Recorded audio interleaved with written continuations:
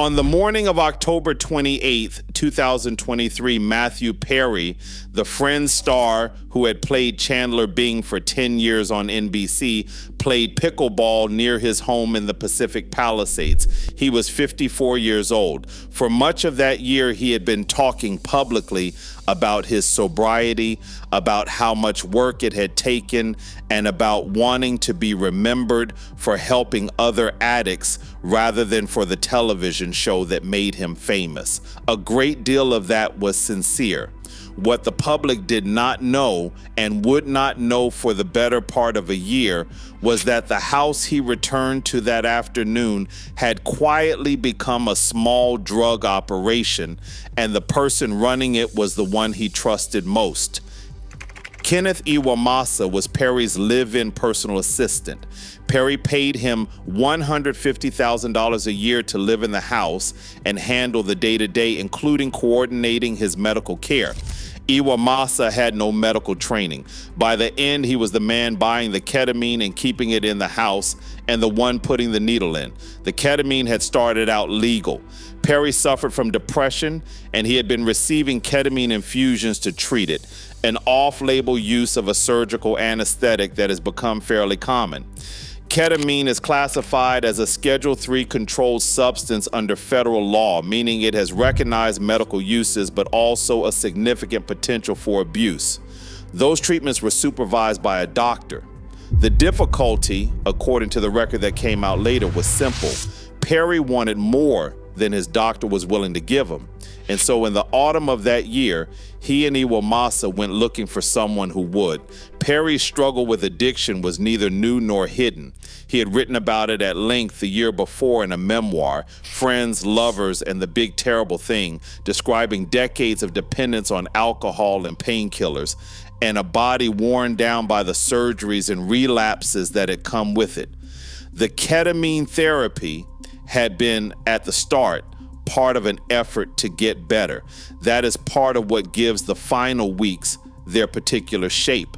The treatment meant to help him is what the people around him learned to profit from.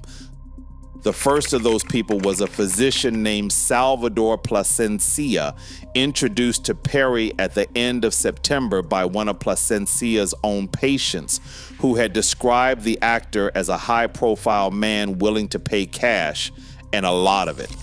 In a message to a second doctor who agreed to source the drug for him, Plasencia wrote, "I wonder how much this moron will pay."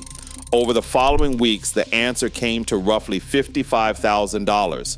Plasencia sold ketamine to the household on at least 7 occasions. He taught Iwamasa how to inject it, and on one occasion gave Perry an injection himself in a car parked in a lot in Long Beach. In the middle of October, during one of his visits, Perry's blood pressure spiked and he seized up, and Plasencia left additional vials behind anyway. Every one of those decisions was a violation of the most basic medical ethics, the kind physicians are taught from the first day of training, well before they take any oath. There was a second supplier as well, a woman named Jasveen Sangha, who ran a high-end drug business out of a house in North Hollywood and was known to her clientele as the ketamine queen. Through a middleman, she sold the household 51 vials of ketamine over the course of that October.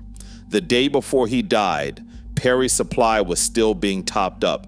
Plasencia sent Iwamasa a message that read like a dealer reassuring a nervous customer. Iwamasa had mentioned that Perry might be cutting back. "I know you mentioned taking a break," Plasencia wrote. "I have been stocking up on the meanwhile." By that point, Iwamasa had injected Perry more than 24 times in a matter of days, so the last morning arrived like any other. Around 8:30, Iwamasa gave Perry the first injection of the day. A little after noon, at 12:45, he gave him a second while Perry sat watching a movie. 40 minutes later, Perry asked for a third. The words, as Iwamasa later described them to federal prosecutors, were "shoot me up with a big one." He also asked Iwamasa to get the hot tub ready. Then Iwamasa left the house to run errands. When he came back, Perry was face down in the water and he was dead. The death was ruled an accident. The medical examiner's toxicology report determined that Perry had died from the acute effects of ketamine.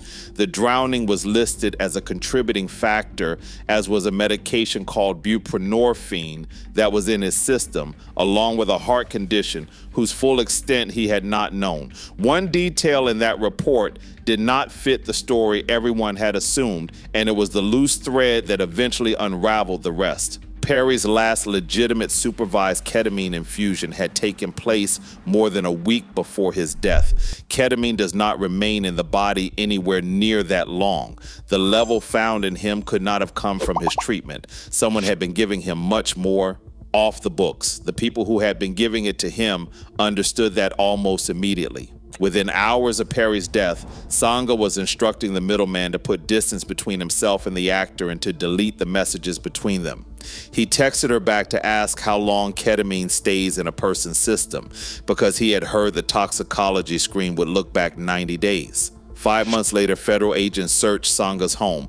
Inside, they found 79 vials of ketamine, counterfeit Xanax pills, methamphetamine, and a gold-plated machine for counting cash. The Los Angeles police confirmed they had opened an investigation in May of 2024. That August, 5 people were charged in connection with the death, and over the next 2 years, every one of them pleaded guilty. Placencia, the doctor who had asked in writing how much the moron would pay, surrendered his medical license to the state medical board and was sentenced to 30 months in prison. One of the prosecutors described him as a drug dealer in a white coat. The second doctor, Mark Chavez, was given probation and 8 months of home detention plus several hundred hours of community service. Eric Fleming, the man who had ferried the drugs, received 2 years. Sangha was sentenced to 15 years, the heaviest term of anyone in the case, and she was the only one of the 5 whose plea agreement included an admission that her conduct had caused Perry's death. Several members of Perry's family came to the hearings. His mother and stepfather told the court they believed Placencia was among the most culpable of everyone involved. Iwamasa was the last of them to face a judge in late May of this year, 2.5 years after the man he worked for died in the hot tub. He had been the first to cooperate, and he became the government's most valuable witness, which is much of the reason the person who delivered the fatal dose was sentenced to less time than the dealer who supplied it. He received 3 years and 5 months. Before handing it down, the judge told him his conduct had been reckless. And not only on the day Perry died, but in all the days that led up to it. She also said there was no hard evidence he had acted out of malice, and then added that some people would disagree with her about that. In one of the last interviews he gave, Perry said he hoped he would not be remembered for the role that made him famous, but for having tried to help other people get sober, the work he had started documenting in Friends, Lovers, and The Big Terrible Thing, and the mission he had quietly continued through the Matthew Perry Foundation. In the federal court documents that closed the case 2.5 years after his death, he is named only as Victim MP.